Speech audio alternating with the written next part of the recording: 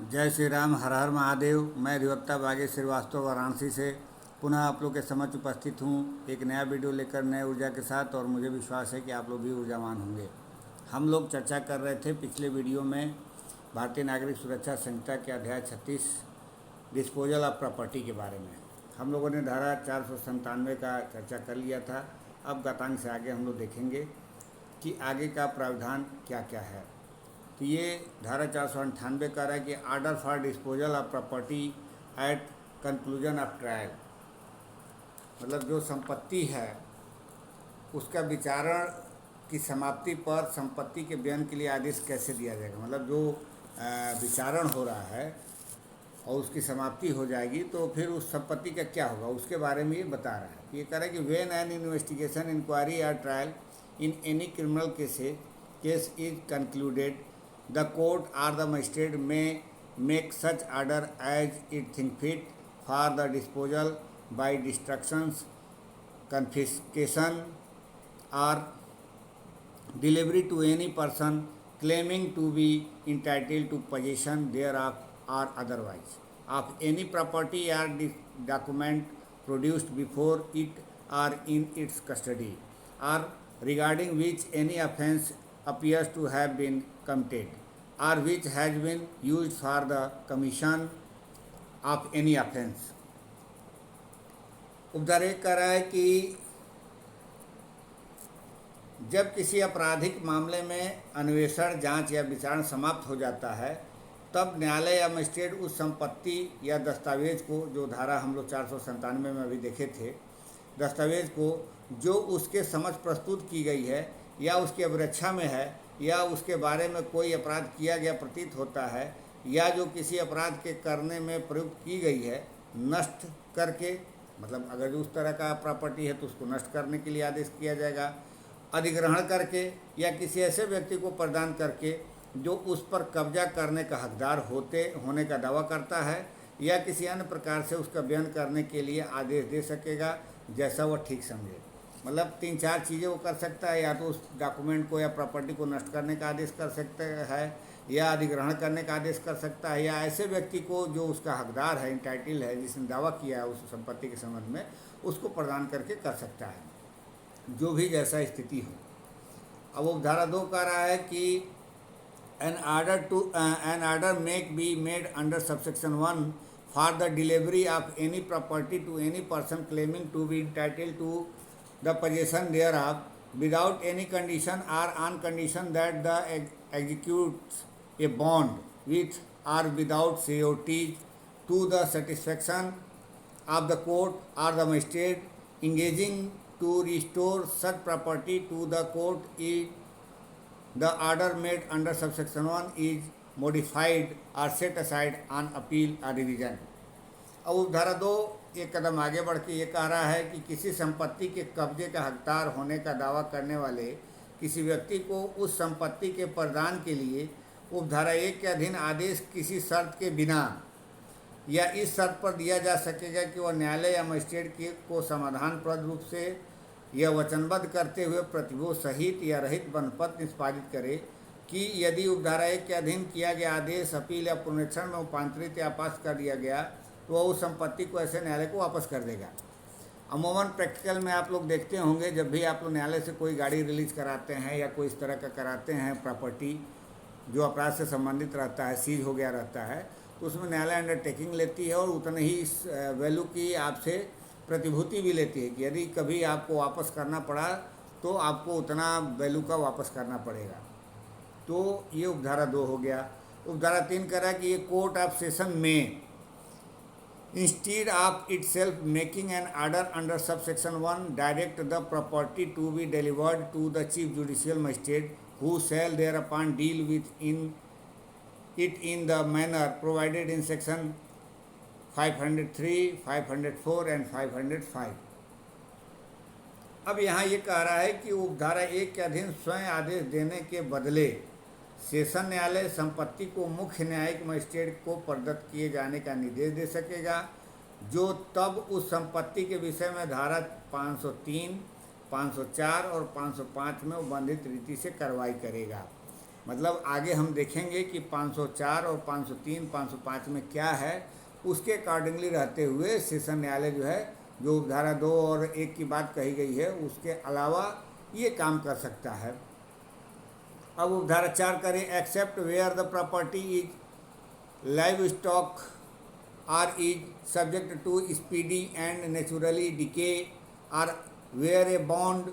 has been executed in pursuance of subsection 2, an order made under subsection 1 shall not be carried out for 2 months, or when an appeal is presented until such appeal has been disposed of। अब उपधारा 4 कह रहा है कि उस दशा के सिवाय जब संपत्ति पशुधन है या शीघ्रता और प्रकृतिया क्षयशील है, या जब उपधारा 2 के अनुसरण में वनपत निष्पादित किया गया है, उपधारा 1 के अधीन दिया गया आदेश 2 मास तक, या जहां अपील उपस्थित की गई है वहां जब तक उस अपील का निपटारा न हो जाए कार्यान्वित न किया जाएगा। अब मतलब ये जो उपधारा 3 की बात है, इसके लिए कह रहा है कि उपधारा 3 तब तक तभी प्रयोग किया जाएगा जब उपधारा 4 की स्थिति बनी हुई नहीं रहे। अब उपधारा 5 में क्या कह रहा है कि in this section the term property include in the case of property regarding which an offence appears to have been committed not only such property as has been originally in the possession or under the control of any party, but also any property into or for which the same may have been converted or exchanged, and anything acquired by such conversion or exchange whether immediately or otherwise। देखिए यहाँ पे थोड़ा explain कर दिया है, नहीं तो हम लोग 497 में ऑलरेडी इस चीज़ को पढ़ चुके हैं कि प्रॉपर्टी के अंतर्गत कौन सी प्रॉपर्टी आएगी। वहाँ स्पष्टीकरण में 2 तरह की प्रॉपर्टी बताया गया, एक तो डॉक्यूमेंट से संबंधित बताया गया और दूसरा कहा गया कि जो अपराध किया गया है जिस संबंध में प्रॉपर्टी से संबंध में, जैसे चोरी की विषय वस्तु हो, लूट की विषय वस्तु हो, एक्सीडेंट की विषय वस्तु हो, या कोई विपन्न हो जिस अपराध किया गया हो, तो इन सब चीज़ों की बात यहाँ उपधारा 5 में वर्णन किया गया है। ये कह रहा है कि उस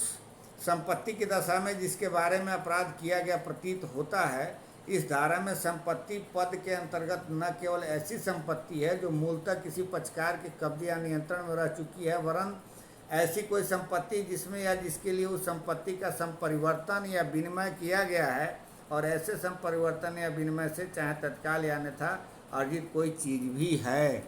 मतलब इसका एक ब्रॉड सेंस में इसको एक्सटेंड कर दिया गया उस प्रॉपर्टी को, संपत्ति के बारे में। जैसे मान लीजिए कि हमने आपका सोना चुराया, उस सोने को चुरा करके हम क्या किए, उसको हार में परिवर्तित करके किसी को बेच दिए, तो ये एक्सटेंड करके वहाँ तक की बात करें कि वो प्रॉपर्टी हार तक इस प्रॉपर्टी के अंतर्गत इंक्लूड माना जाएगा। बस इसका सेंस यही है। अब धारा 499 कह रहा है कि payment to innocent purchaser of money found and accused. अब देखिए, अब कोई मान लीजिए कोई ऐसा अपराध किया हुआ संपत्ति है और उसको कोई इनोसेंट व्यक्ति खरीद ले रहा है, तो अब कोर्ट तो वापस लेगी, उससे रिकवरी हो गया, लेकिन अब उसका क्या राइट होगा उसके बारे में यहाँ धारा 499 बता रहा है। When any person is convicted of any offence which includes or amounts to theft or receiving stolen property and it is proved that any other person bought the stolen property from him without knowing or having reason to believe that the same as was stolen, and that any money has on his arrest been taken out of the possession of the convicted person, the court may, on the application of such purchaser and on the restitution of the stolen property to the person entitled to the possession thereof, order that out of such money a sum not exceeding the price paid by such purchaser be delivered to him within 6 months from the date of such order। अब देखिए यहाँ ये कह रहा है कि अभियुक्त के पास मिले धन का निर्दोष क्रेता को संदाय किया जाना। जब कोई व्यक्ति किसी अपराध के लिए जिसके अंतर्गत चोरी या चुराई हुई संपत्ति को प्राप्त करना है, या जो चोरी या चुराई हुई संपत्ति प्राप्त करने की कोटि में आता है, दोषित किया जाता है, और वह साबित कर दिया जाता है कि किसी अन्य व्यक्ति ने चुराई हुई संपत्ति को यह जाने बिना या अपने पास यह विश्वास करने का कारण हुए बिना कि वह चुराई हुई है उससे क्रय किया है और सिद्ध दोष व्यक्ति की गिरफ्तारी पर उसके कब्जे में से कोई धन निकाला गया था, तब न्यायालय ऐसे क्रेता के आवेदन पर और चुराई हुई संपत्ति पर कब्जे के हकदार व्यक्ति को उस संपत्ति के वापस कर दिए जाने पर आदेश 6 माह की अवधि के भीतर दे सकेगा कि ऐसे क्रेता द्वारा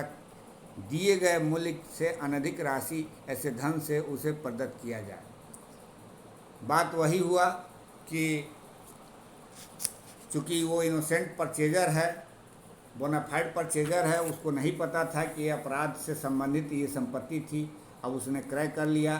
तो उसके लिए न्यायालय एक रेमेडी दे रहा है कि इनोसेंट है तो उतना जितने मतलब मूल्य से वो ख़रीदा था उसको वो जो है जिससे ख़रीदा गया था उससे 6 महीना के भीतर उसको वापस करे उतना पैसा। तो चूँकि वीडियो लंबा होगा इसलिए मैं बार बार आप लोग से ये बता के चल रहा हूँ कि चूँकि यहाँ छोटा छोटा मैं वीडियो इसलिए बनाता हूँ कि आप लोग आसानी से इसको देख भी लें और आपकी पहुँच बेयर एक्ट पे उस धारा तक चली जाए। और मेरा उद्देश्य भी यही है कि मैं बहुत लंबा लेंदी बना दूंगा तो कोई मतलब नहीं है और आप लोग उस तरह से पढ़ भी नहीं पाएंगे। तो एक इंटरेस्टेड सब्जेक्ट के रूप में और इसको एंटरटेन के रूप में आप लोग पढ़ते रहिए और देखते रहिए और मुझे विश्वास है कि आप लोग ज़रूर इसको पढ़ेंगे। तो मैं इस वीडियो को यहीं पे विराम देना चाहता हूं और मेरा निवेदन है कि यदि आप मेरे इस चैनल पर नए हैं तो कृपया सब्सक्राइब ज़रूर कर लें, अन्य व्यक्तियों को भी शेयर करें ताकि इसका लाभ वो ले सके। मिलते हैं अगले वीडियो में, तब तक के लिए इजाज़त दीजिए। धन्यवाद।